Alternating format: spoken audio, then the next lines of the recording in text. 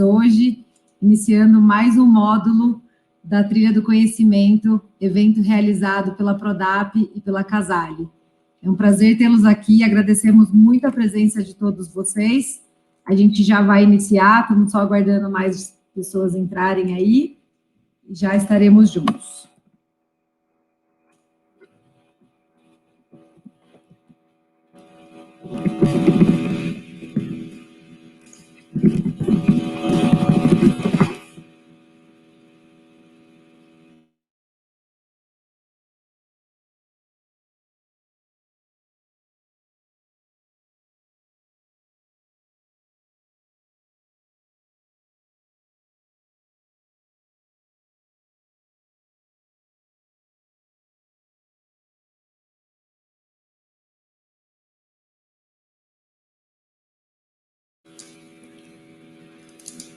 Eu vou passar aqui para vocês, enquanto o pessoal vai se conectando, vai entrando aqui na nossa sala, um pouquinho sobre a trilha do conhecimento, né?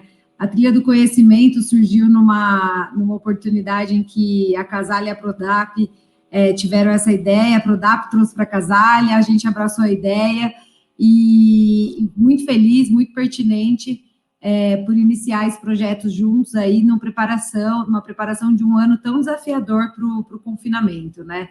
Então, o nosso objetivo é mitigar qualquer risco, falhas, imprevistos, né, do confinamento, tentar ir eliminando aí os anseios de um bom planejamento para os nossos clientes, para pecuaristas, e para parceiros e consultores do mercado. Então, tem sido muito produtivo, né, esse nosso encontro aqui, e a gente já está no nosso 5º módulo, então a gente já viu muita coisa por aqui, e estamos muito felizes aí em tá podendo contribuir, né, um pouco para muitas empresas, muitos confinamentos. A gente tem recebido feedbacks muito importantes e que a gente tem ficado bastante satisfeito com o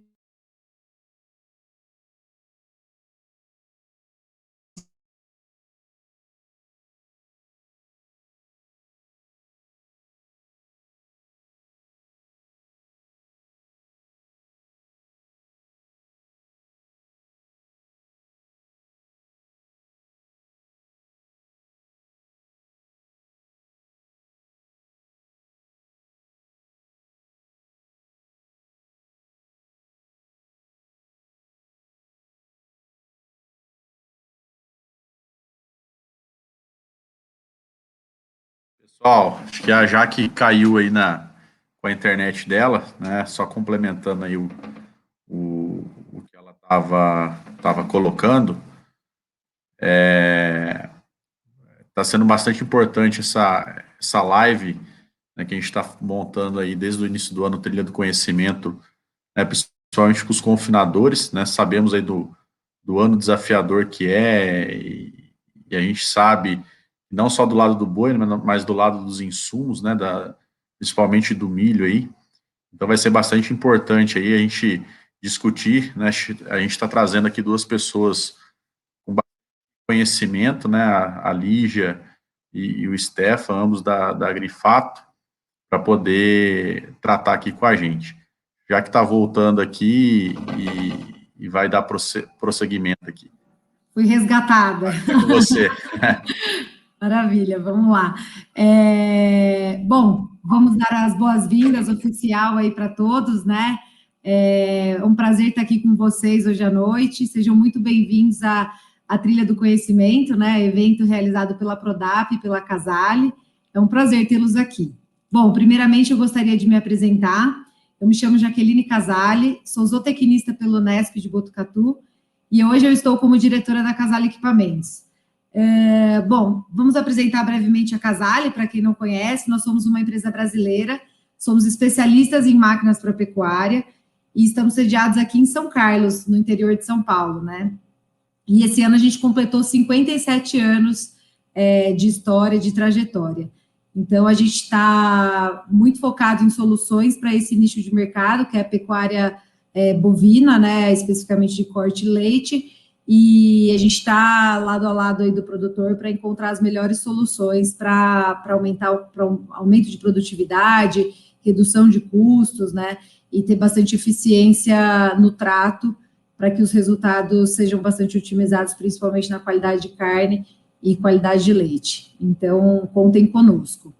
E antes de darmos início à nossa noite, chamarmos aí nossos convidados, eu gostaria de chamar o Lucas Marques, da Prodap, meu parceiro aqui hoje à noite, para dar boas-vindas aí. Já deu, né, Lucas? Entrei. Não, show de bola. Pessoal, boa noite aí. É um prazer estar mais uma live aqui, acho que é a terceira que eu já tenho oportunidade de participar junto com vocês, né? Meu nome é Lucas Marques, atualmente eu sou líder de grandes contas na Prodap, né? Empresa aí com mais de 40 anos também de tradição, focada em soluções, né? Na parte tanto da consultoria, tecnologia e nutrição, né? Que é o nosso carro-chefe dentro da empresa, né? Basicamente atendemos aí praticamente o Brasil todo, né, e vai ser muito importante essa troca de experiência com a Lígia, com o Stefan, aí, acho que é uma noite bastante importante, principalmente para quem está pensando em começando a fazer as contas agora sobre o confinamento, né. Um ano bem atípico, mas com certeza aí quem se planejou lá atrás vai sair na frente. Então, boas-vindas aí para a Lígia e para o Stefan, Jaque, obrigado. Obrigada, Lucas. Bom, fazendo brevemente a retrospectiva do que a gente já viu aqui na trilha, né? A gente passou já por 4 módulos, esse é o 5º módulo. O primeiro a gente viu estratégias de confinamento, no segundo módulo, protocolos de certificação em novos mercados. No terceiro encontro, como a escolha de um equipamento pode influenciar nos resultados do seu confinamento. No último, né, nós tivemos o que é importante, afinal de contas, para uma estratégia nutricional do confinamento. E hoje, né, nosso 5º módulo é planejamento de insumos para o confinamento, né? Vamos falar um pouco do mercado de grãos, de boi, extremamente relevante aí para os resultados do nosso ano e fazer a conta fechar e mitigar todos os riscos aí. Antes de convidar a Lígia, né, eu gostaria de passar um recado que todo esse conteúdo que a gente já viu, ele está disponibilizado na plataforma. Para quem não acompanhou e quem perdeu, pode vê-lo no momento em que quiser. Então, na nossa plataforma, com o login de acesso que vocês fizeram o cadastro, vocês conseguem acessar todos os módulos, tá? Isso é muito legal. Então, quem tiver um amigo que acha que vai usar, vai ser útil para ele, pode falar para ele fazer a inscrição. Até o último módulo, quem fizer a inscrição pode ver o conteúdo que já passou, tá bom? Então, fiquem super à vontade e aproveitem esse conteúdo. Beleza?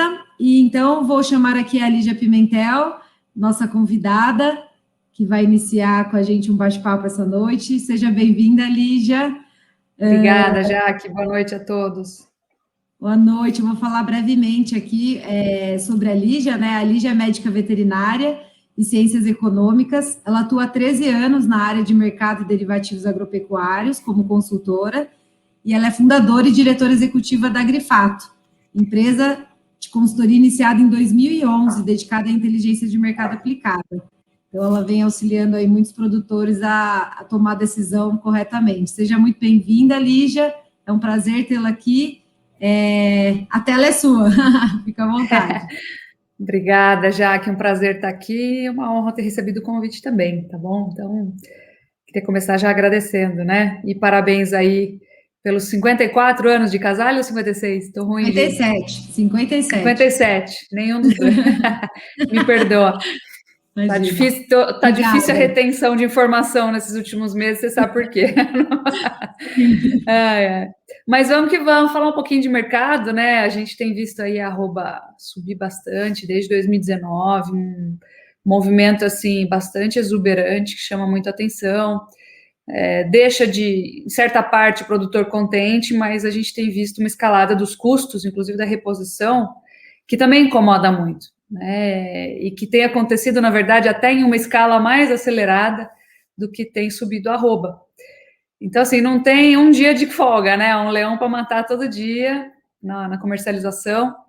Essa é a tendência maior mesmo do mercado de commodities. é perder margem ao longo dos anos, né? Então a gente tem que aprender a conviver com isso. Para vencer esse desafio, só aumentando aí em níveis produtivos os índices da propriedade, né? Então a gente tem que fingir que a gente é uma pequena fabriquinha, né? O que a indústria faz? Ela dilui custos fixos para diminuir o custo da unidade produzida, e é isso que a gente vai ter que fazer para conseguir compor aí um pouco melhor as margens e acompanhar essa perda de longo prazo que acontece, mesmo em anos de alta, né? Então, eu trouxe um PPT, eu adoro, na verdade, a gente podia ficar falando aqui por horas sem slide, mas eu adoro provar o que eu falo.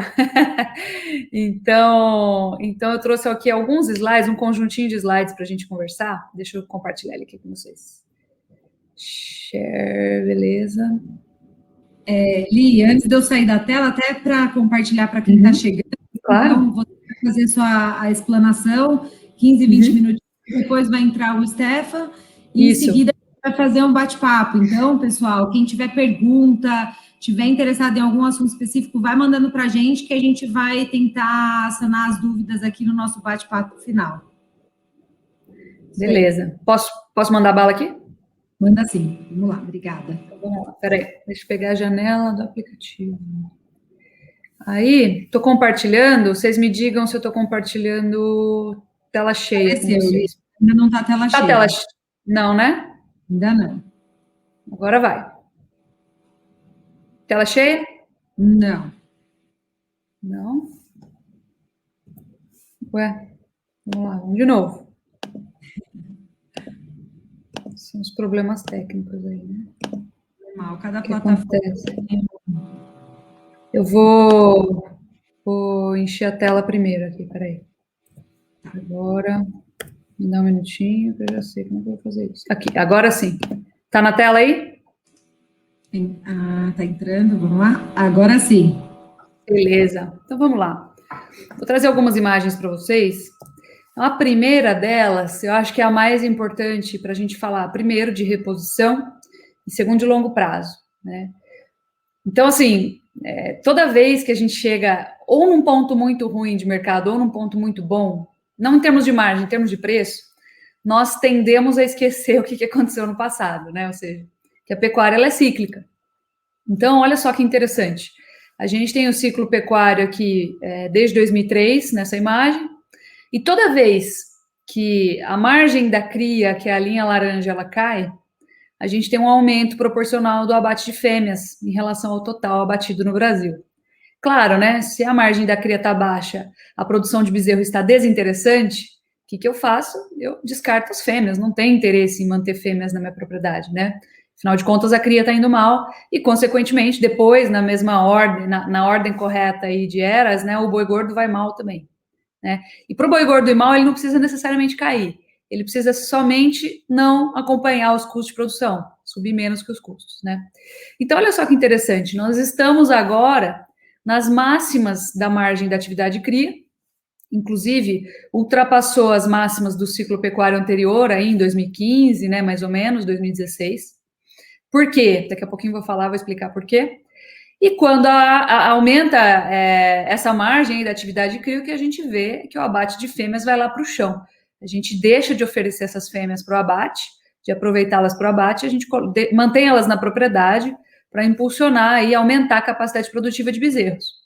Então, esse é um primeiro ponto. O primeiro ponto é que a gente está na fase de alta de ciclo pecuário, retenção de fêmeas, a margem da cria nas máximas, né? E se o bezerro está caro, né, significa que eu tenho poucos bezerros para ofertar. O que vem depois do bezerro? O boi gordo. Então, eu tenho uma oferta muito pequena de boi gordo também. Vocês sabem, vocês têm acompanhado, isso não é de hoje, faz mais de um ano que a gente está vivendo esse cenário. As escalas de abate estão curtas, a indústria está trabalhando com abates reduzidos, né, com escalas reduzidas e abates também. Nós estamos produzindo menos carne, né? Então, a gente vê o reflexo disso sobre o boi gordo também, que é a próxima etapa depois do bezerro. Então, esse é um ponto muito importante para a gente pensar em longo prazo. Por quê? Em primeiro lugar, falei, a gente está na fase de alta, tem pouco boi gordo para oferecer, mas em segundo lugar, nós estamos retendo fêmeas, acho que vocês conseguem ver meu cursor aqui. Se eu estou retendo fêmeas, eu já estou desmontando a construção do cenário que eu estou vivendo agora. Ou seja, logo, logo, a gente vai inverter a fase do ciclo, porque eu estou segurando fêmeas, estou aumentando minha capacidade produtiva de bezerros, daqui a pouco eu vou ter um pouco mais de bezerros para ofertar, né?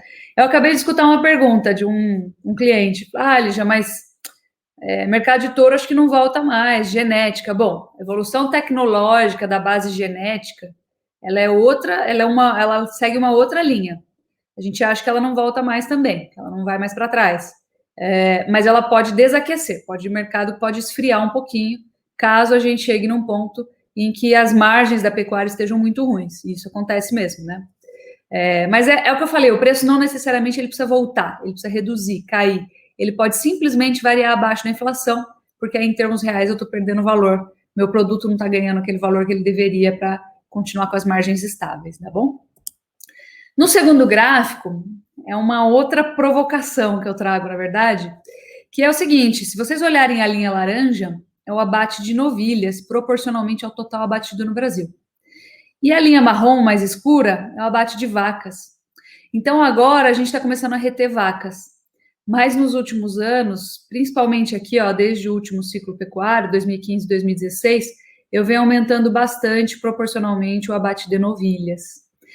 Isso tem a ver com chegada de China no nosso mercado, isso tem a ver com a preferência do consumidor, que está aprendendo a comer uma carne um pouco melhor, dos frigoríficos que estão querendo mais estão buscando mais padronização aí para as carcaças oferecidas, mas o fato é que, fato em si, independentemente do motivo, é que a gente está abatendo mais novilhas proporcionalmente do que a gente nunca abateu na história. Vocês podem ver aqui que lá em 97 a gente abatia 4% de novilhas, hoje a gente abate 11% e já chegamos a 12%, né?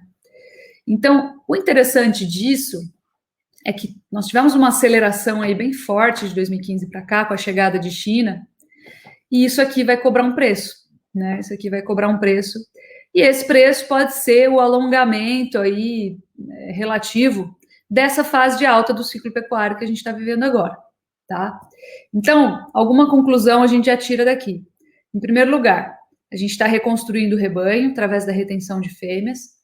Isso pode fazer com que, como nós já retivemos fêmeas em 2020 e 2021 tende a ser igual, nós já teremos 2 anos de retenção de fêmeas. 2 anos de retenção de fêmeas, considerando aí progressão geométrica, né, na população aí do nosso rebanho, na evolução desse rebanho, o que acontece?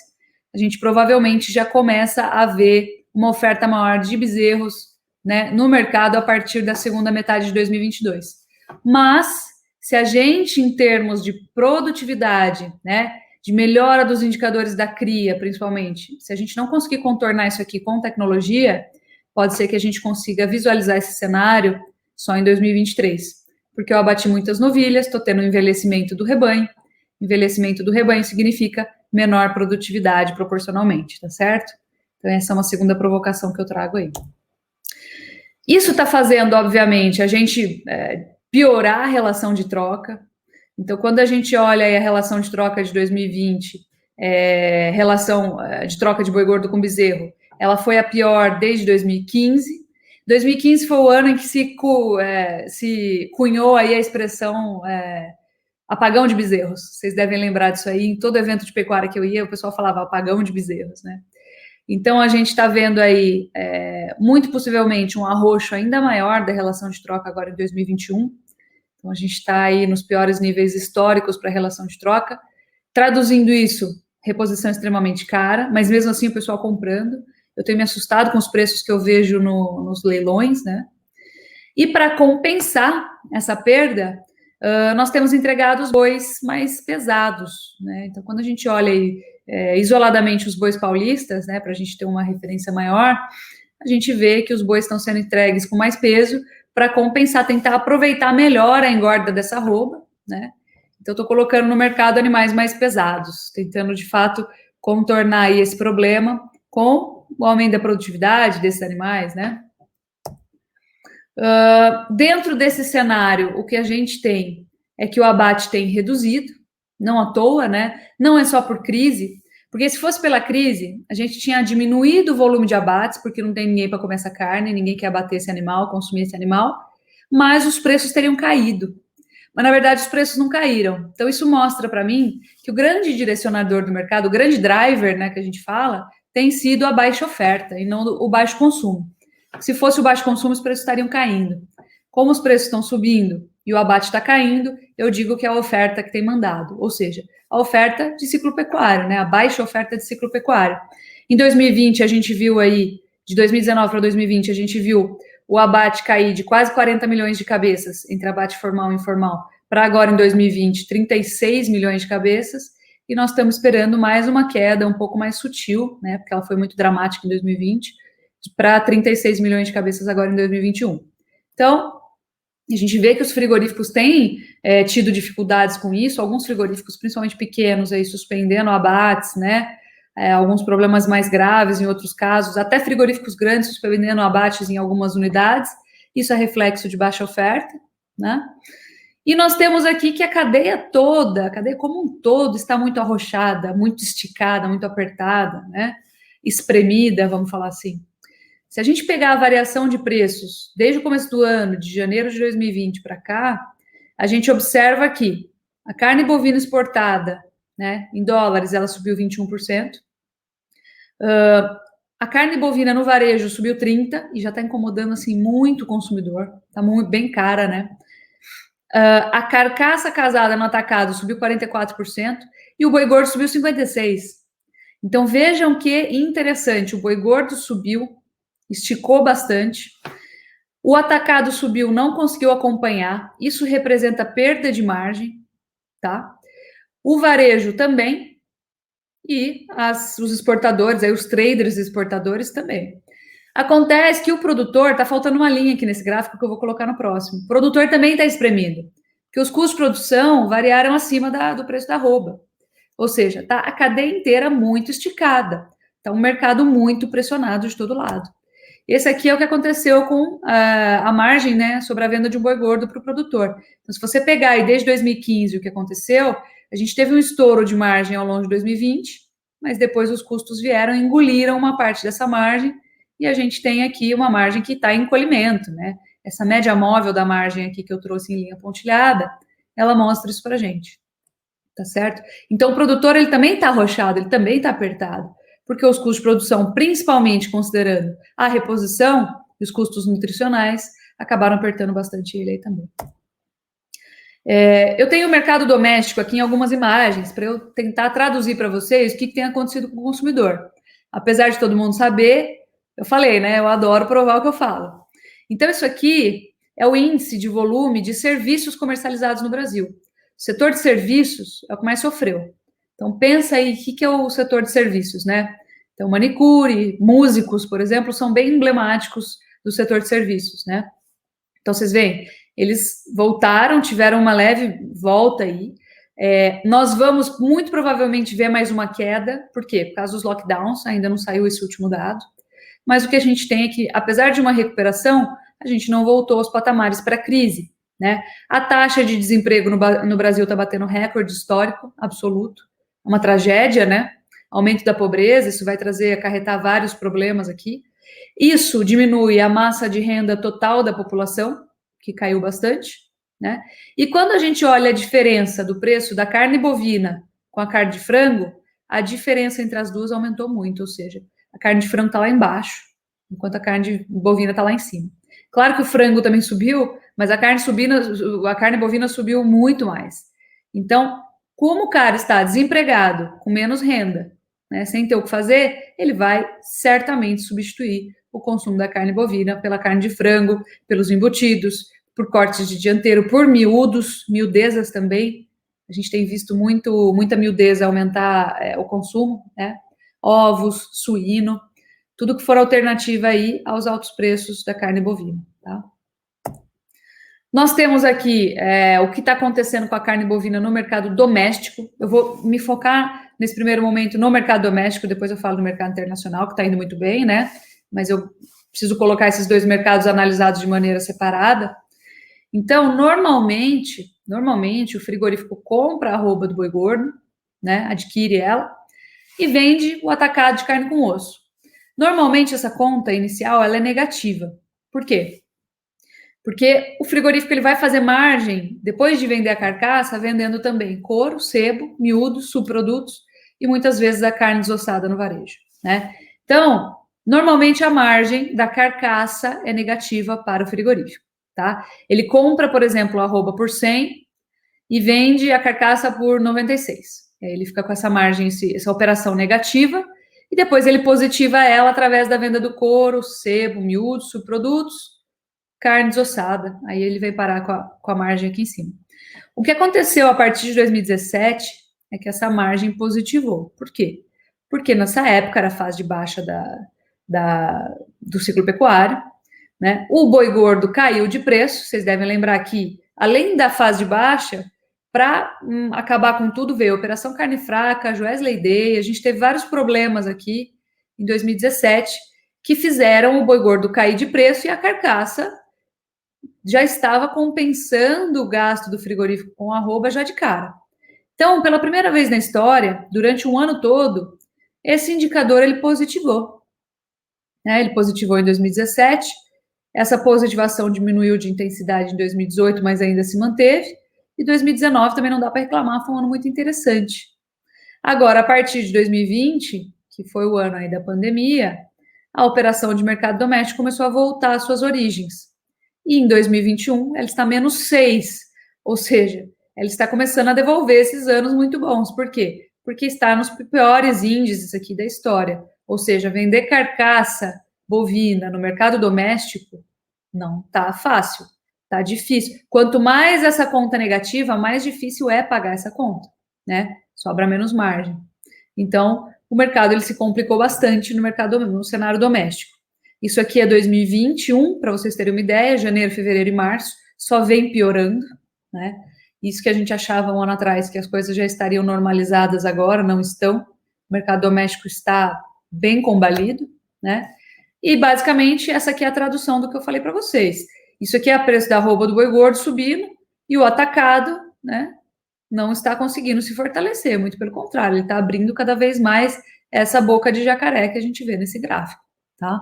Então, o mercado doméstico brasileiro está sofrendo muito, principalmente em decorrência da pandemia. A gente já tinha uma crise econômica, assim, das piores, historicamente falando, e ela só foi agravada pela crise da Covid, né, que traz consequências econômicas gravíssimas, talvez até mais do que a pandemia, né? Isso aí a gente vai saber só no final da história, ninguém pode falar ainda como é que é, porque não acabou. E dentro disso, o que acontece é que a gente teve uma desvalorização do real frente ao dólar, né? A China teve o problema da peste suína africana, que dizimou metade do seu rebanho suíno. Continua esse problema, depois vou falar um pouquinho dessa questão aí para vocês. E nós só temos aumentado o volume de carne bovina exportado, tanto para a China quanto geral, né? Então, a gente tem encontrado no mercado internacional, tanto em termos de volume quanto de remuneração, uma boa forma de diminuir essa pressão que a gente tem visto no mercado doméstico. Então, aumento da demanda internacional e melhores pagamentos, porque o dólar se valorizou, então quem vende em dólar está aferindo aí um bom resultado, né? Ao mesmo tempo em que o Brasil fica mais competitivo com o real mais desvalorizado, né? Fica mais em conta para os clientes externos comprarem o mesmo volume de carne bovina, já que o real foi uma das moedas que mais se desvalorizou em termos globais, tá bom? Ao mesmo tempo, o boi subiu tanto que hoje o Brasil perdeu um pouquinho de competitividade no cenário externo. Hoje nós somos o boi mais caro do Mercosul, então a gente precisa tomar cuidado aqui com essa questão. Isso aqui é pontual, isso não é natural. Normalmente o boi do Brasil é o mais barato do mundo. Acabou se distorcendo um pouquinho essa arroba por conta dessa situação. A China veio buscar aqui dramaticamente carne no Brasil, que era o maior fornecedor, né? Então, isso faz com que a pressão aqui tenha sido um pouco maior, mas isso aqui vai se equilibrar, já começou a se equilibrar, né? Antes a diferença era maior. O Uruguai, por exemplo, estava com uma arroba de 3,10 e o Brasil com uma arroba de 3,60, já se equalizou um pouco mais, né? As coisas vão se regulando mesmo de maneira natural. Ou seja, se o Brasil estiver muito caro, eu vou buscar no Uruguai, né? Eu vou buscar no Paraguai, e é o que aconteceu em certa medida, que acaba trazendo o Brasil de volta para próximo dos seus pares. E hoje, para vocês terem uma ideia, curiosamente aí, a Austrália, que é competidor nosso no mercado externo, e para alguns mercados, é a arroba mais cara do mundo, tá bom? E os Estados Unidos aqui estão no meio termo entre o Brasil e a Austrália. Nós tivemos aí que a China foi o nosso principal mercado comprador, todo mundo já sabe isso, mas só para vocês terem uma noção de proporção, levou 52% da carne bovina exportada brasileira no ano passado. Isso dá mais ou menos entre 10% e 11% da nossa produção, né? Se a gente juntar a China com Hong Kong, vai dar aí praticamente 63%. É muita carne para um cliente só, né?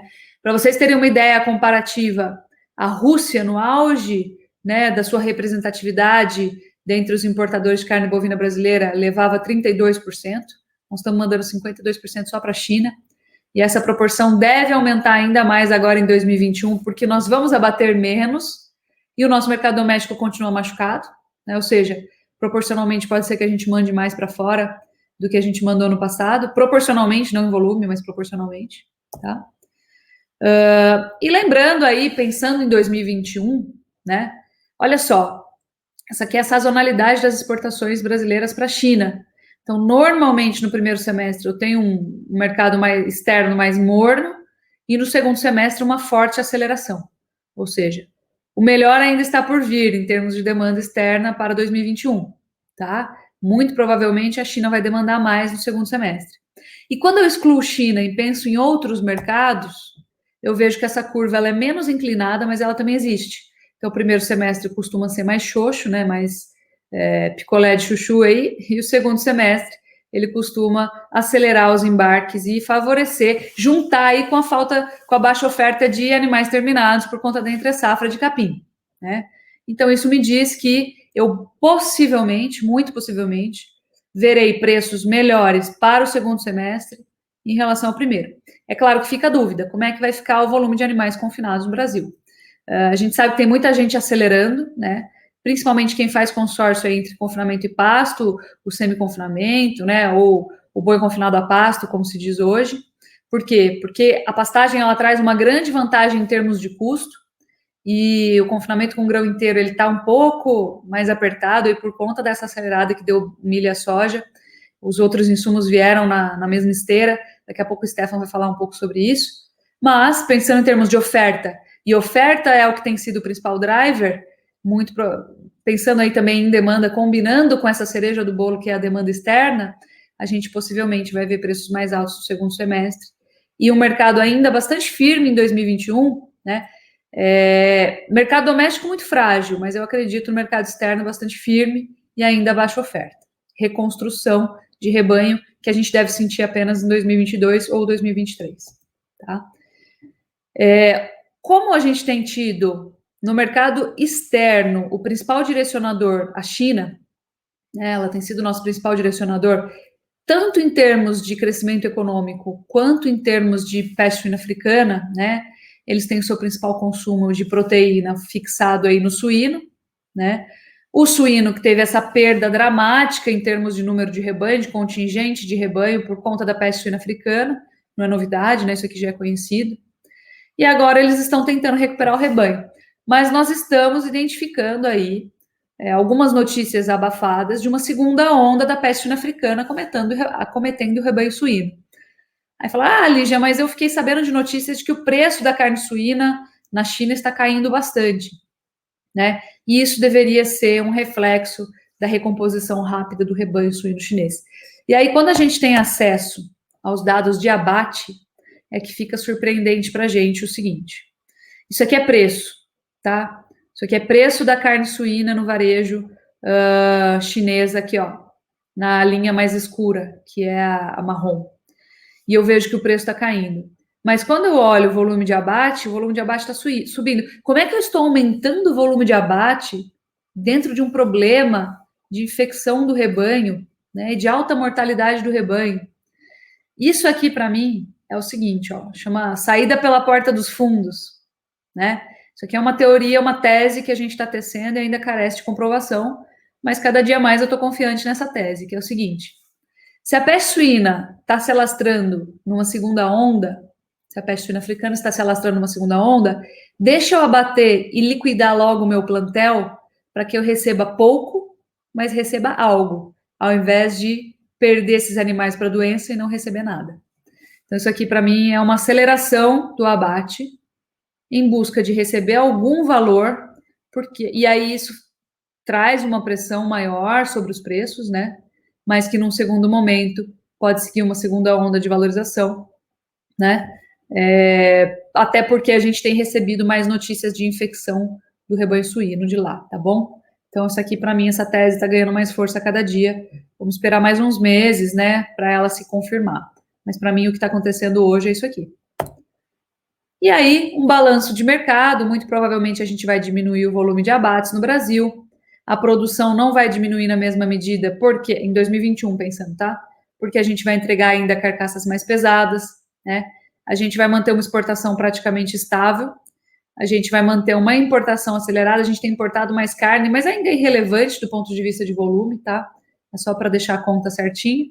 E o mercado interno vai cair mais um pouquinho também. Ou seja, a gente tem um mercado muito ajustado, muito justinho, mas ainda assim pressionado para cima pela baixíssima oferta que a gente tem, tá bom? Essas aqui eram as considerações finais que eu tinha para fazer, mas acabei de falar elas, né, de narrar elas, tá bom? Essa é a apresentação que eu tinha para fazer. Deixa eu até interromper aqui. Produção de que interrompe? Não sei. Enfim, alguém me interrompa aí. Se alguém conseguir. Tá tudo certo. E essas eram as provocações que eu queria fazer aí para a gente discutir depois no final. Muito legal, Li, tem muita coisa bacana para a gente falar aí no final. Mas antes disso, vamos explorar um pouquinho mais aí também o conhecimento mais voltado para grãos, né? Com o Stefan, e a gente agregando esses dois elos, a gente vai ter um bate-papo muito rico. Já tem bastante pergunta aqui, né? Estou vendo aqui no chat muita coisa interessante para a gente falar e bastante assunto. Não sei se a gente vai conseguir explorar tudo, mas a gente vai fazer o possível aqui. Vão mandando as perguntas e a gente tenta fazer um compilado para que a gente otimize o tempo de todos. Beleza, Lígia, muito obrigada. Já. Agora o Stefan, né? Cadê o Stefan? Boa noite, Jaqueline, tudo bom? Seja bem-vindo, boa noite. Muito obrigada por estar aqui com a gente hoje, Stefan. Vou falar brevemente aqui do CV do Stefan. Ele é engenheiro agrícola, com mais de 5 anos de experiência em análise de mercado de grãos, atuou na área de inteligência de mercado de tradings e atua como consultor de agronegócio. Seja muito bem-vindo. A tela é sua aí, Stefan. 15, 20 minutinhos e aí a gente vai para o bate-papo. Ok. Obrigado, primeiramente, pela oportunidade, obrigado pela presença de todos que vão estar acompanhando aí a nossa apresentação e a nossa discussão. Vou fazer uma apresentação um pouco mais simples, mas trazendo os fundamentos essenciais, o que está acontecendo com o mercado nesse momento, e para a gente aí discutir também quais são as expectativas para esse ano e o que já pode se refletir para o ano que vem. Só compartilhar a tela aqui.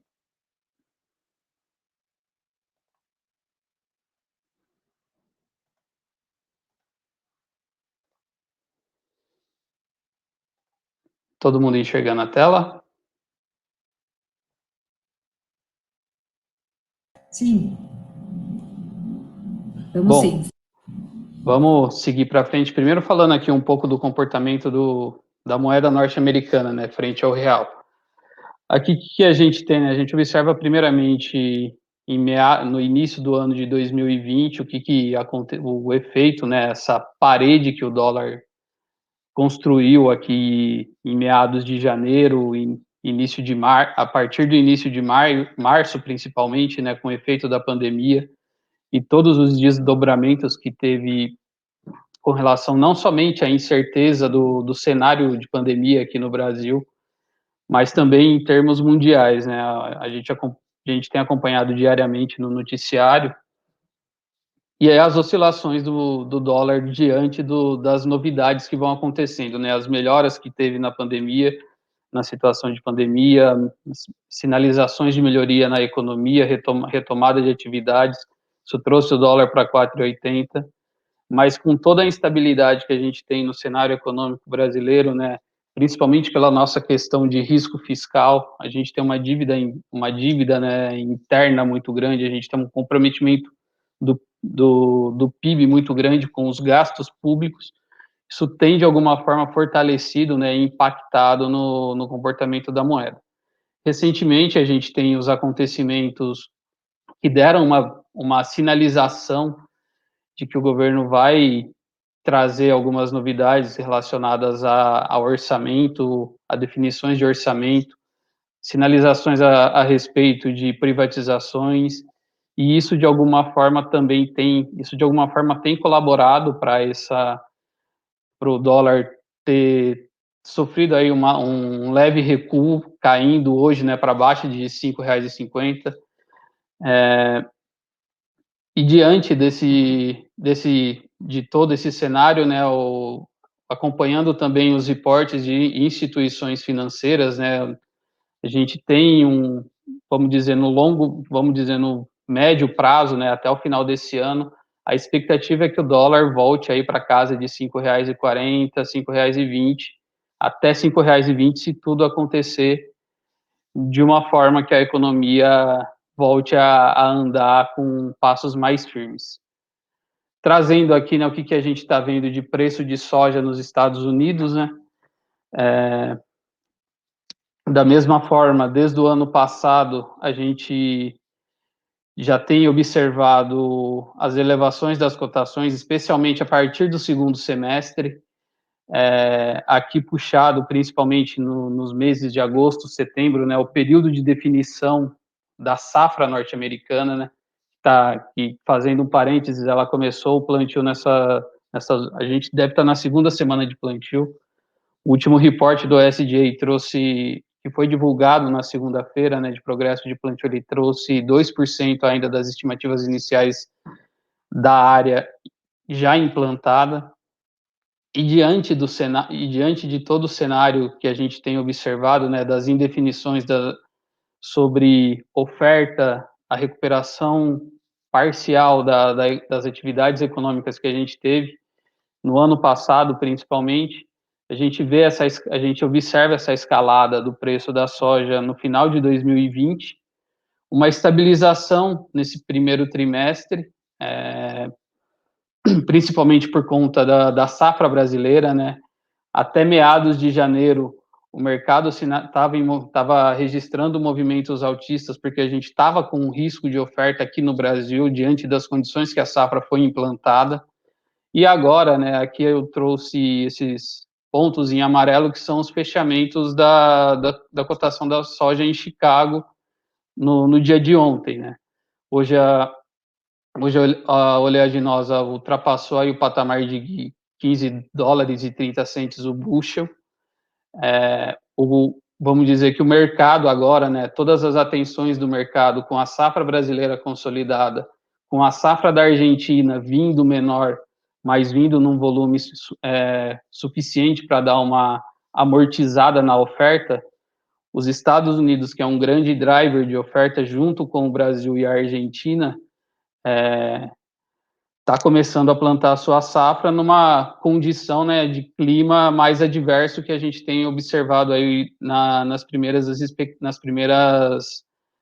previsões de clima, né, uma semana com um frio mais intenso, com possibilidade de neve em algumas regiões.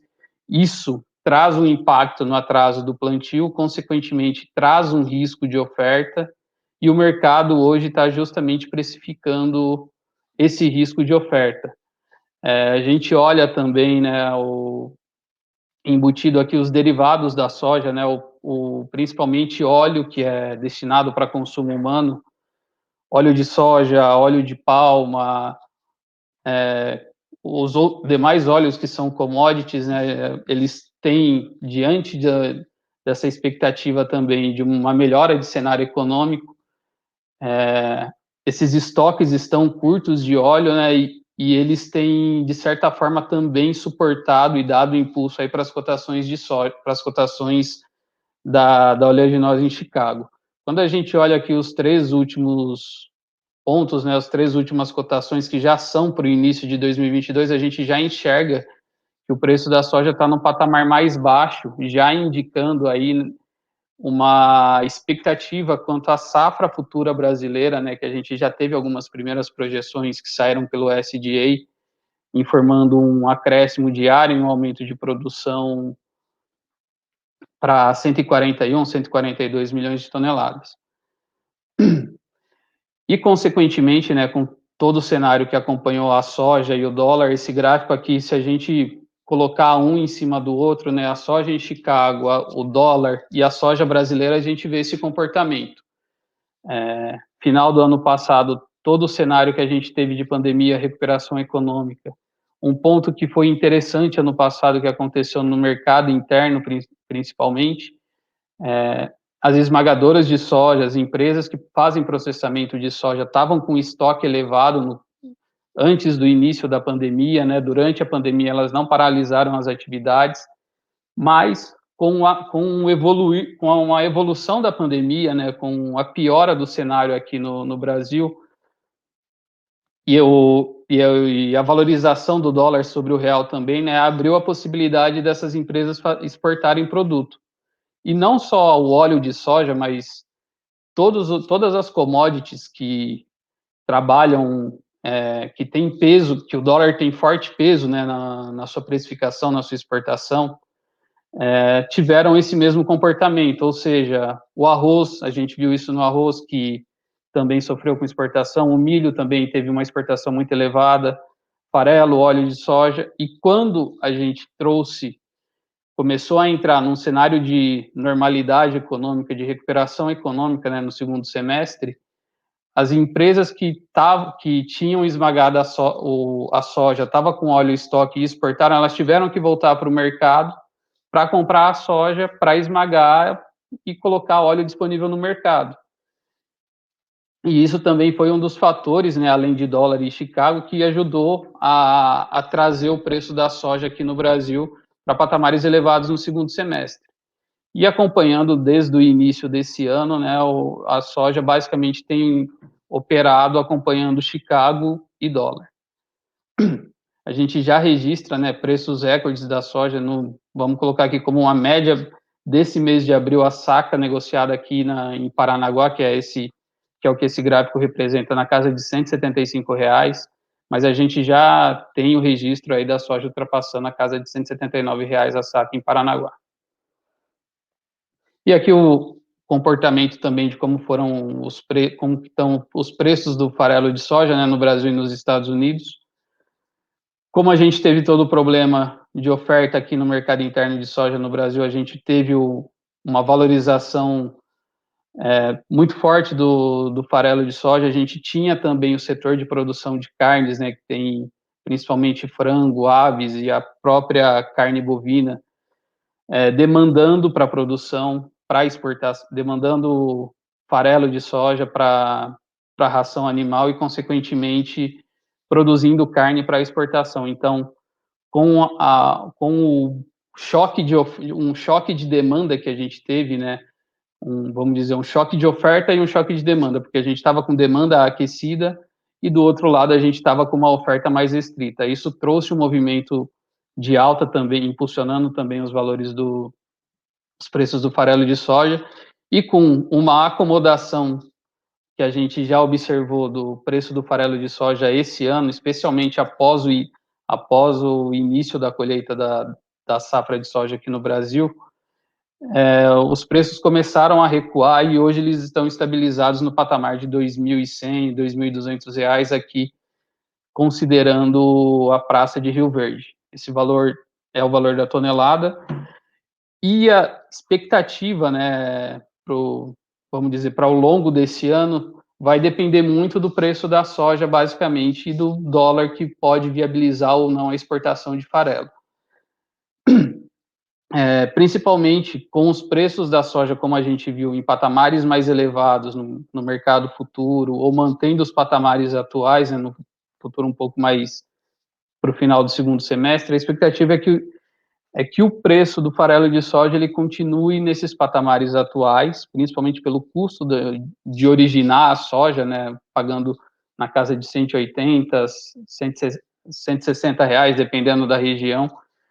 Mas olhando esse cenário de preços da soja hoje, principalmente, a expectativa é que o preço do farelo de soja mantenha esses patamares atuais. Olhando para o cenário de comercialização da safra, né, principalmente aqui, tendo Mato Grosso como principal estado de referência. A gente já tem quase 79% da safra de soja comercializada no estado. Em termos de Brasil, esse número é um pouco inferior quando a gente compara com todos os estados. E olhando para a safra 21/22, a gente já percebeu também inicialmente, desde agosto do ano passado, uma aceleração da comercialização. O produtor aproveitando aí os bons preços que a soja estava sinalizando ano passado. De exportação até março desse ano, a gente já carregou cerca de 16,2 milhões de toneladas. De janeiro a março é o segundo maior acumulado, né, colocando na série histórica desde 2012. E trazendo agora um cenário de oferta e demanda, que a gente olha, né, com a safra brasileira consolidada na casa de 136 milhões de toneladas, e a gente tendo um consumo entre basicamente esmagamento de soja, né, para a produção de óleo e farelo na casa de 49 milhões, a gente tem uma expectativa que o estoque final para esse ano, né, conforme o USDA aponta, na casa de 22 milhões de toneladas. É uma recuperação de estoque no Brasil. Ano passado a gente chegou a um estoque muito baixo, no fechamento da safra, na virada desse ano. Mesmo assim, a gente tendo essa recuperação de estoque, a gente ainda mantém níveis baixos, né? E olhando para o cenário mundial, a gente tem uma produção aí esperada na casa de 363 milhões, o consumo na casa de 370 milhões, mas esse déficit, esse gap de 7 milhões de toneladas entre a produção e o consumo, ele vai ser consumido dos estoques. A gente tem esse ano, sim, uma recuperação da produção mundial de soja, principalmente os Estados Unidos, que na safra passada registrou um volume aí abaixo de 100 milhões de toneladas. Esse ano a expectativa é que aumente na casa de 12, 14, até 15 milhões de toneladas sobre a safra passada. Só que, ao mesmo tempo, a gente tem também a demanda por soja elevada, né, que reflete no consumo, tanto dos principais países, né, que produzem soja, que estão elevando a quantidade de soja esmagada, quanto o principal driver, que é a China, comprando soja, né, e trabalhando esse ano, né, a China com uma expectativa de importar na casa de 100 milhões de toneladas. Comparado com o ano passado, é um acréscimo de quase 14, 15 milhões de toneladas em volume de soja importado. Basicamente, esse acréscimo se dá pela China, né, quando a gente fala não só de carne, mas falando de todo o complexo de grãos, a gente tem que olhar a China, que ela tem ganhado cada vez mais importância, principalmente agora no contexto sobre a recuperação de rebanho, essa questão da peste suína africana, ela, de certa forma, também fica como driver no mercado de soja, mas o que a gente olha hoje, basicamente, que diante desse cenário de oferta e demanda global de soja, o nosso risco hoje, o que a gente está vendo hoje de comportamento dos preços, está sendo justamente balizado pela questão da oferta.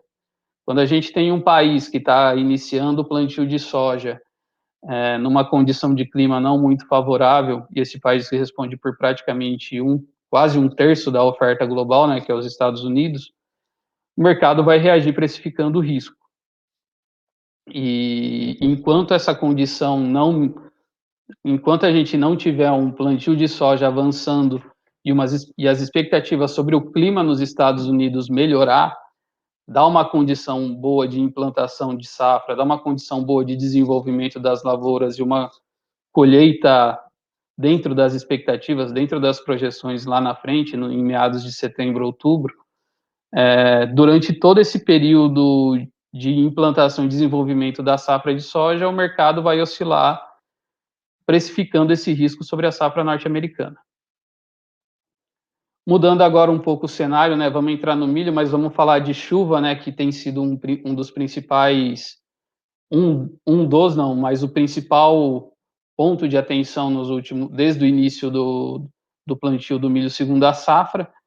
A gente tem aqui a chuva acumulada nos últimos 30 dias apontando, principalmente olhando os últimos 30 dias, que o mês de março ainda foi muito bom de chuva na maior parte das regiões, mas já entramos em abril, quando a gente entrou em abril, os modelos já sinalizavam que, principalmente, os estados de Mato Grosso do Sul, São Paulo e Paraná iam ter algumas indicações de tempo mais seco, chuvas, vamos dizer, chuvas mais difíceis de acontecer, né? A gente não viu uma previsão muito favorável para esses estados, baixos volumes, chuvas muito esparsas, e é o que esse acumulado dos últimos 30 dias está trazendo para a gente, né? Principalmente nesses 3 estados, que são importantes para a produção de milho segunda safra, a gente já tem registro, sim, de lavouras entrando numa condição de perda de potencial de produtividade. O quanto vai ser essa perda de potencial, a gente ainda não consegue estimar. A gente ainda não tem uma previsibilidade de qual que vai ser o tamanho dessa safra, porque como o plantio atrasou muito e muitas lavouras estão ainda em fase de desenvolvimento, a gente precisa, quando as lavouras chegarem num ponto de maior avanço, né, em termos de fenologia, quando chegar principalmente na fase de enchimento de grãos, a gente tem que entender que essa perda que que hoje já está acontecendo, ela pode ser pior dependendo do cenário do clima. E olhando aqui a previsão para as próximas 2 semanas para todo o Brasil, a gente começa a desenhar que o cenário tem ficado cada vez mais crítico conforme a gente vai fazendo esse monitoramento de clima, né? Especialmente nos 3 estados apontados anteriormente, o cenário, sim, começa a se desenhar uma condição mais crítica. Outros estados, como Mato Grosso, Goiás e Minas, que têm recebido chuvas um pouco mais regulares do que dentro do que os estados de São Paulo, Paraná e Mato Grosso do Sul, são volumes pequenos, são volumes menores de chuvas mais esparsas que eles têm, que os 2 estados do Centro-Oeste e Minas têm recebido, eles têm favorecido o desenvolvimento, mas a gente já tem também aí algumas indicações, talvez de forma mais localizada, não de forma mais generalizada, de que algumas lavouras também já estão sentindo a falta de água. E olhando as expectativas para a produção de milho segunda safra esse ano, né, a gente tem aqui um histórico das projeções da Conab, os relatórios, desde o primeiro relatório que ela começou a fazer as primeiras estimativas, hoje apontando 82,6 milhões de toneladas de produção de milho segunda safra, milho primeira safra na casa de 24,5 milhões, e tem ainda o milho terceira safra, que é de menor representatividade, basicamente na região norte e nordeste, que dá um acréscimo de mais 1,5 milhões de toneladas.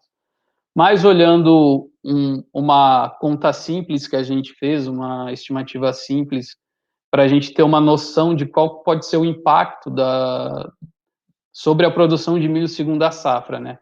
Esse gráfico da direita, a gente tem aqui a coluna 2020, o 20/21, que é mostrando o cenário que a Conab aponta hoje para o milho segunda safra.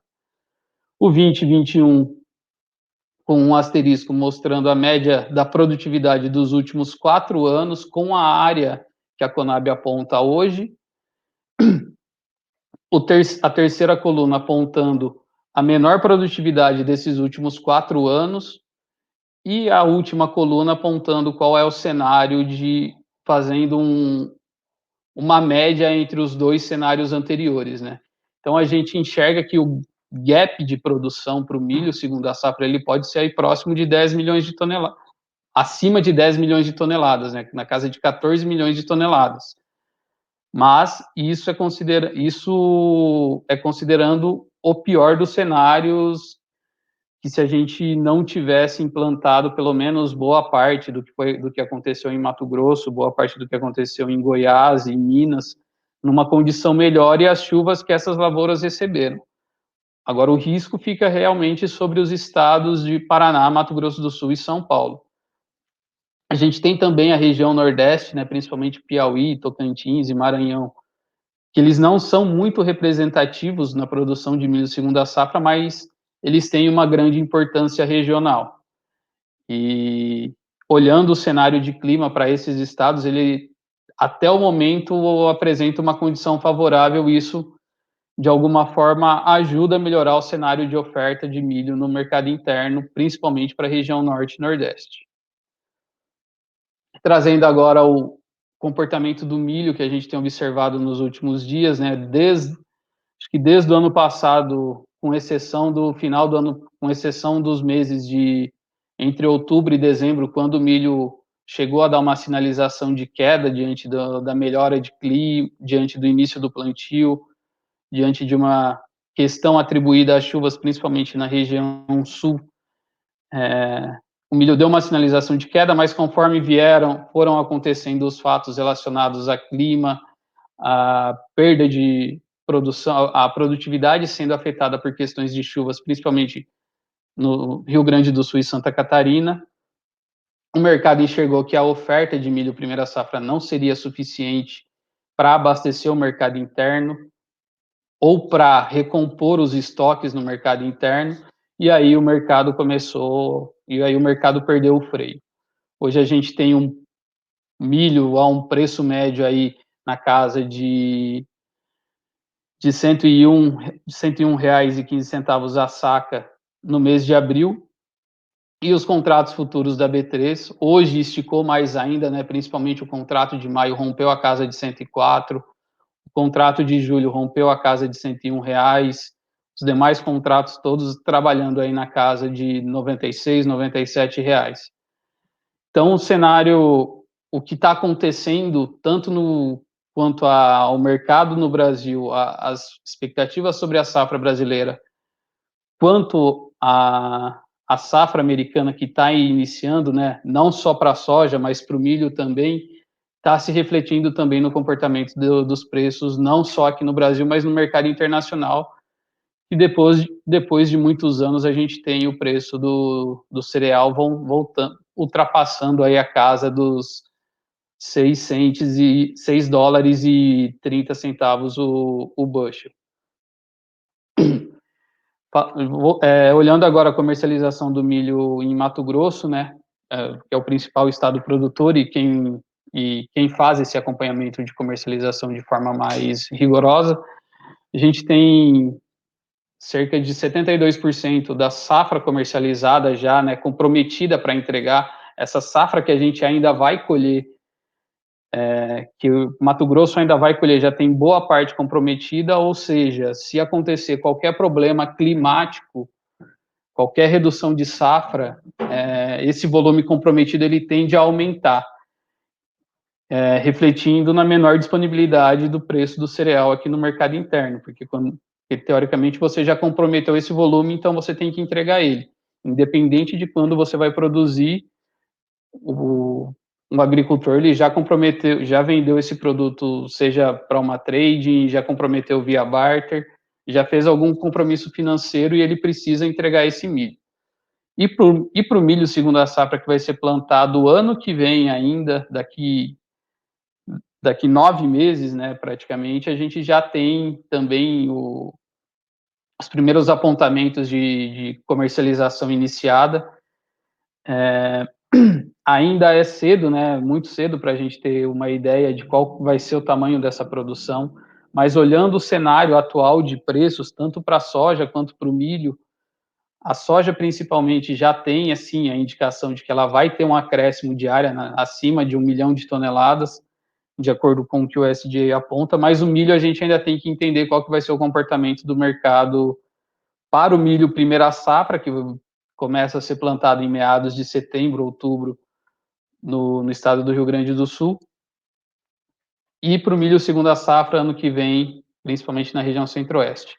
Exportações de milho, a gente está caminhando aí. Oi. A gente não estourar muito tempo, a gente consegue dar uma aceleradinha agora no final para conseguir ir para as perguntas? Sim. Só finalizando aqui, a gente já tem exportações brasileiras na casa de 34,6 milhões de toneladas, é o terceiro maior volume acumulado em termos de exportação de milho. E olhando para o cenário de oferta e demanda mundial, tanto no Brasil quanto no mundo, a gente também enxerga, principalmente aqui no mundo, no cenário de oferta e demanda mundial, que a gente tem o mesmo nível de estoques finais trabalhando no mesmo patamar das últimas 5 safras, e para o Brasil a gente tem também uma sinalização de trabalhar com os estoques apertados. Trazendo aqui para as considerações finais, em definição sobre a oferta, vai continuar sustentando o preço da soja, do milho, nesses patamares atuais, no curto e médio prazo. Coloco isso principalmente até durante todo esse período de desenvolvimento da safra norte-americana, para a gente ter noção de qual que vai ser o tamanho da oferta, e durante todo esse período de agora até meados de agosto, a gente vai abrir aí, a gente vai ter oportunidade aí para valorizações como essa que a gente está tendo nessa semana.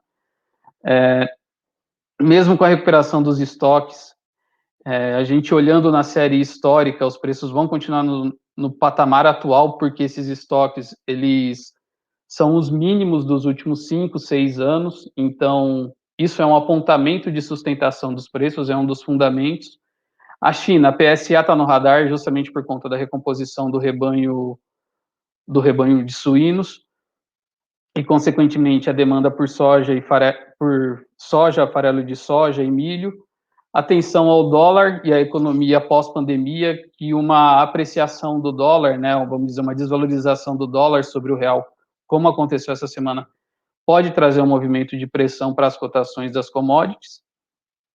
E aqui só um parênteses que eu fiz, olhando o cenário para safra de algodão, safra de laranja, né, tendo em vista aí os subprodutos que são utilizados no confinamento, todo o período de seca que a gente atravessou no ano passado e início desse ano também tem afetado também vai de alguma forma afetar a safra de laranja, e a safra de algodão esse ano a gente tem uma projeção de que ela vai ser menor que nos últimos 2 anos.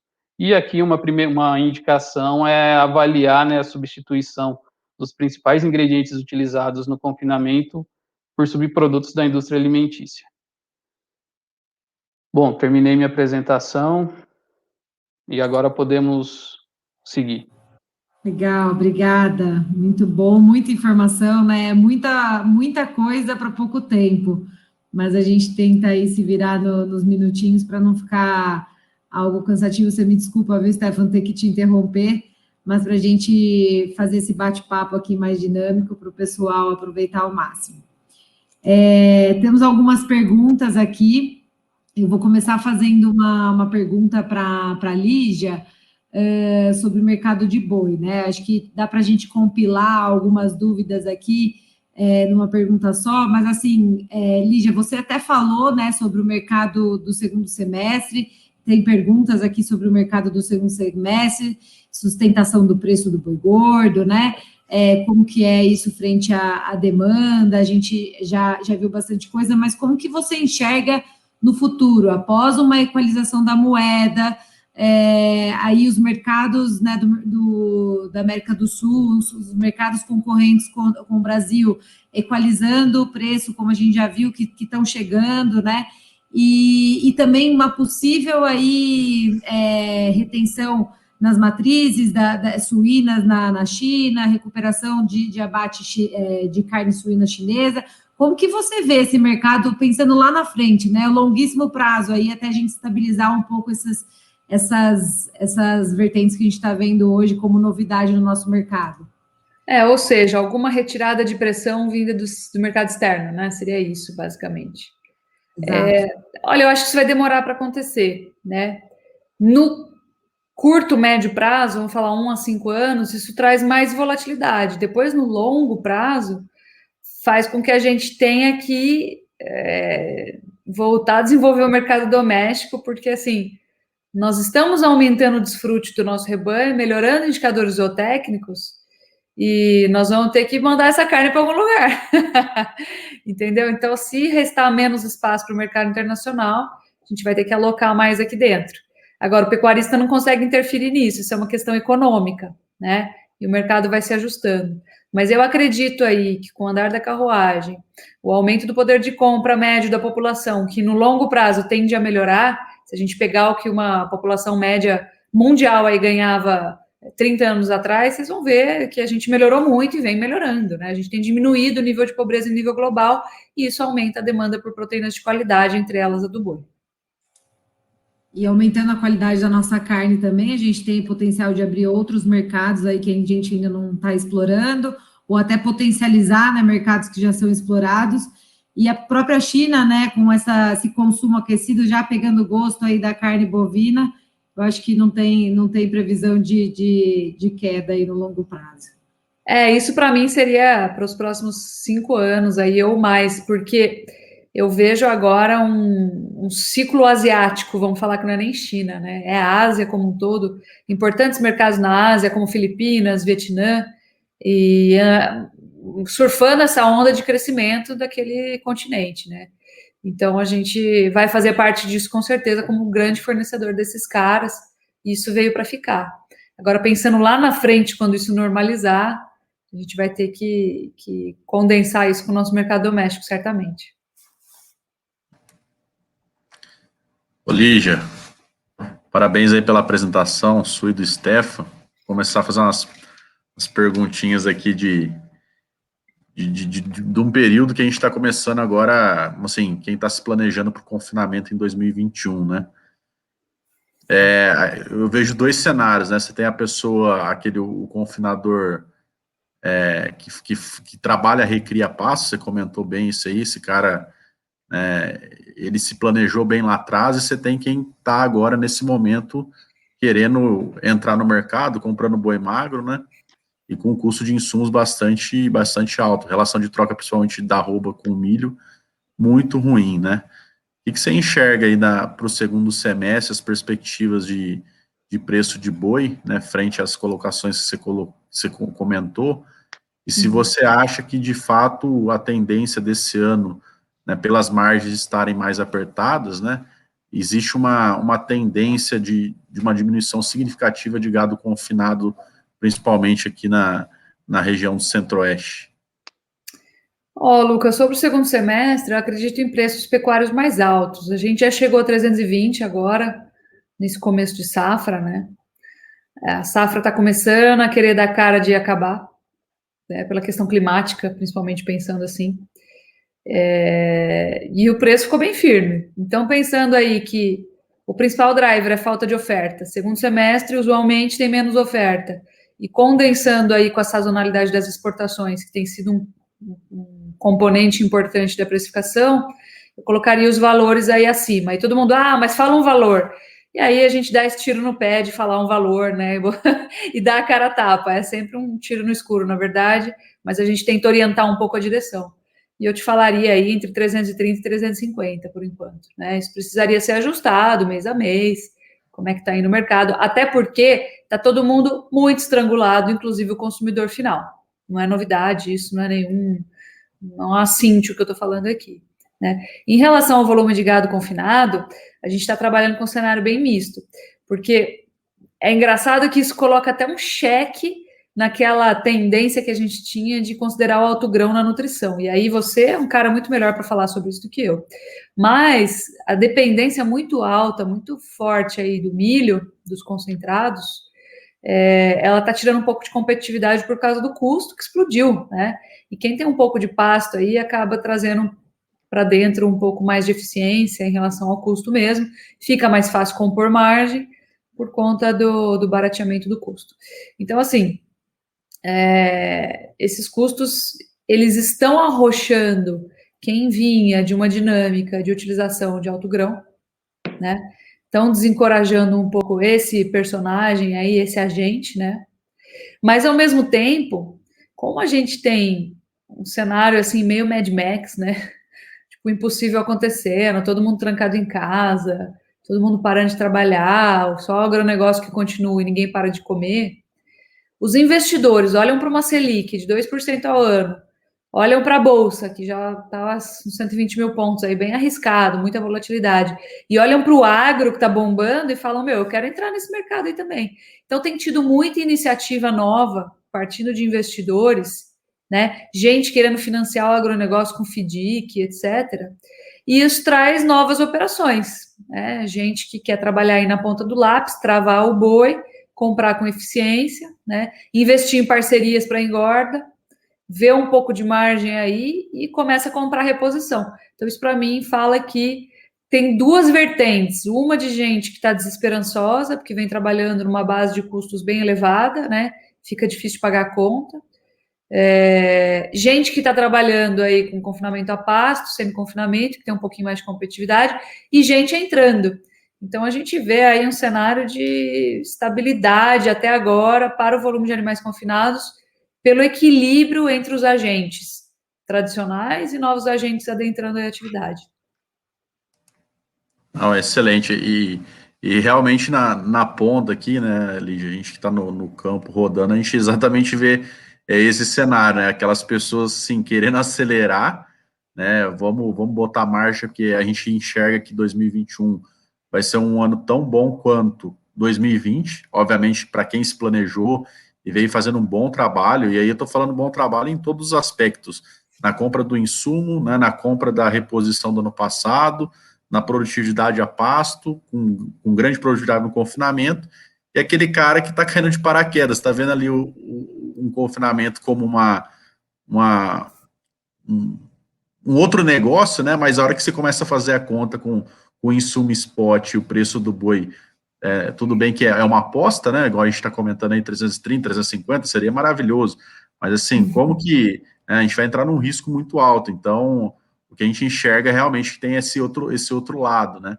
Então, mas eu também tô vendo essa questão aí de uma aceleração de quem realmente se planejou, né? Tá dando uma dança das cadeiras, assim, entre agentes, né? Exato. E esse movimento aí, né, de pessoas que não são do agro, eu estou observando um movimento bastante grande a nível de Brasil. Muita gente se movimentando e realmente o agro sendo um importante precursor aí, né? Levando essa bandeira aí importante para o nosso país.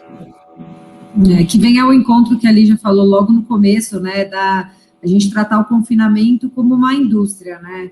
Alta produtividade, reduzir custos ao máximo, e aí tem a oportunidade de pessoas que muitas vezes são eficientes em outros negócios e que conseguem se adaptar a um mercado que se torna eficiente, né? Que precisa se tornar eficiente. E os que não se adaptam, né? Que não se planejam, não se estruturam aí na sua gestão, acabam tendo que deixar o negócio porque a conta acaba não fechando.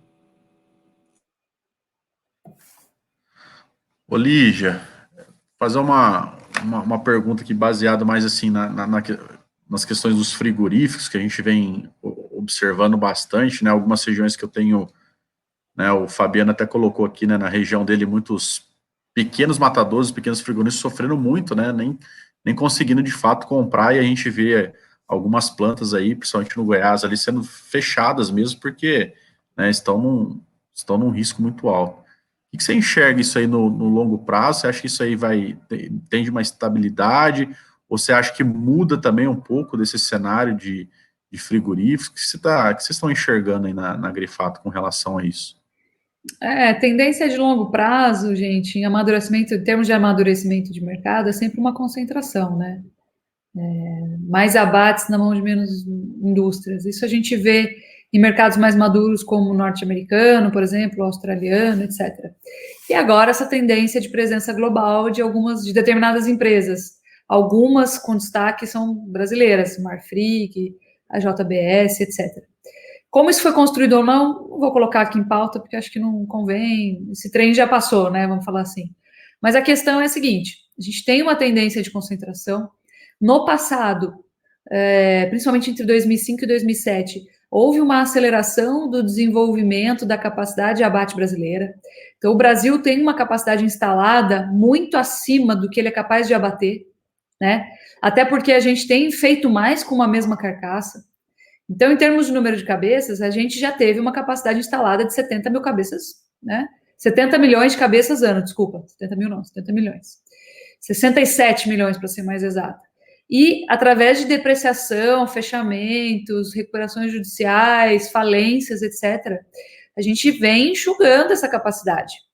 Fora matadouros aí informais que acabaram ou caindo na formalidade ou tendo que buscar alternativas, porque cada vez mais a gente tem diminuído a presença do abate informal no total de abates. Dito isso, o que eu quero dizer aqui, a gente tem essa tendência da concentração do abate na mão dos grandes frigoríficos, né?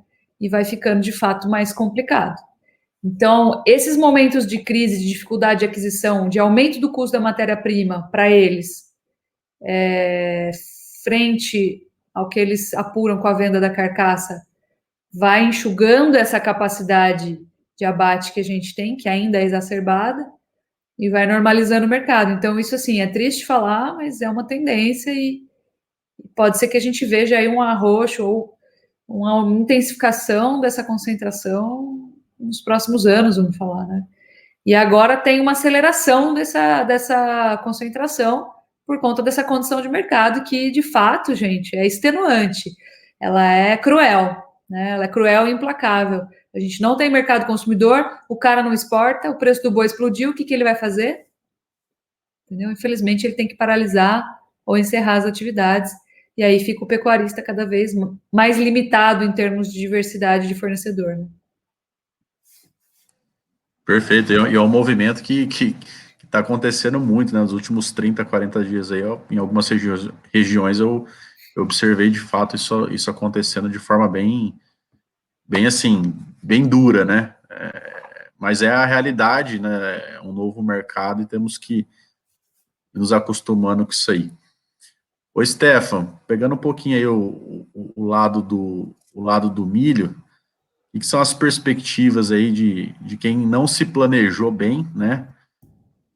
Pensando no milho, que vamos falar assim, é o principal insumo aí de energia da dieta, né? Obviamente tem os subprodutos que entram na composição, mas o que você está enxergando aí até a entrada do safrinha, né? A gente sabe que tem um atraso aí na grande maioria das regiões, umas mais, outras menos penalizadas. O que você está enxergando aí em relação a preço, né?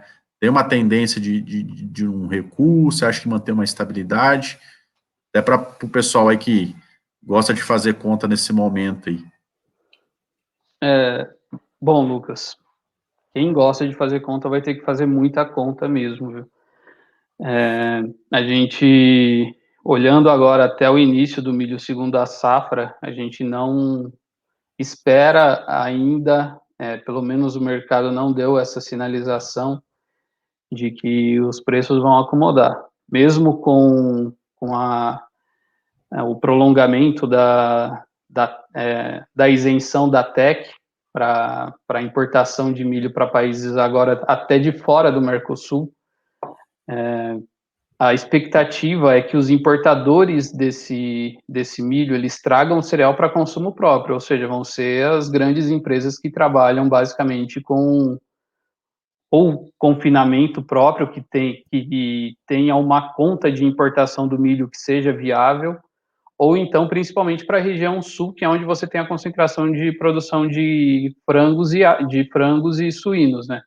Onde hoje essa conta de importação de milho ela é viável e a gente já enxerga movimento dessas empresas trazendo milho para o Brasil, principalmente do Paraguai, e agora a gente vai começar a ver também milho argentino entrando no Brasil para fazer uma cobertura de estoque, né, dentro dessas empresas que consomem milho.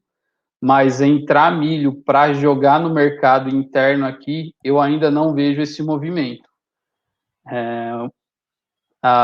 Principalmente teria que partir de trading, né? E ainda eu não vejo a viabilidade desse milho entrado da Argentina, do Paraguai para o centro-oeste, ou para a região sudeste.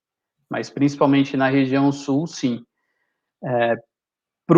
Vamos colocar mais para o início da colheita do milho segunda safra, especialmente ali a partir da segunda quinzena de julho, quando a gente vai ter uma melhora na oferta, o comportamento normal do preço do milho é ele ceder. Agora, a dúvida é o quanto ele vai ceder diante desse cenário. Por conta de toda essa conjuntura que a gente está vivendo de alta dos preços do milho, principalmente esse pessoal da região sul que trabalha com sistemas com aves e suínos,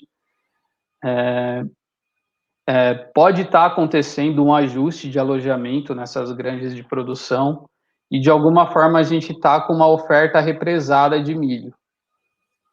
O ponto é quanto dessa oferta está represada e quando essa oferta vai vir para o mercado. Será que despeja no segundo semestre? Só que se despejar vai ser basicamente vai ser muito localizada, né? Porque a gente tem principalmente a região sudeste e sul, que são grandes, que são os maiores produtores de milho primeira safra. Só que, ao mesmo tempo, a gente vê o pessoal da região sudeste, aqui São Paulo, sul de Minas, até, dependendo, mais próximo aqui vamos dizer, já quase na fronteira, e partindo até quase para a fronteira do Paraná, tem gente indo buscar milho na Bahia. Então, o cenário hoje, pelo menos até o início da colheita, é que o milho continue, sim, nesse movimento de alta. Dependendo desse movimento de alta, pode acontecer, sim, um arrefecimento, uma acomodação, por conta da questão de paridade de importação, né, que é esse milho vir de fora. Às vezes essa conta começa a fechar aqui para a região sudeste também, e aí a gente começa a ver outros movimentos de fornecimento de milho importado para a região sudeste. Mas quando o milho começar a colher, principalmente a partir da segunda quinzena de julho, entrando em agosto ali, a gente acredita que o milho possa ceder,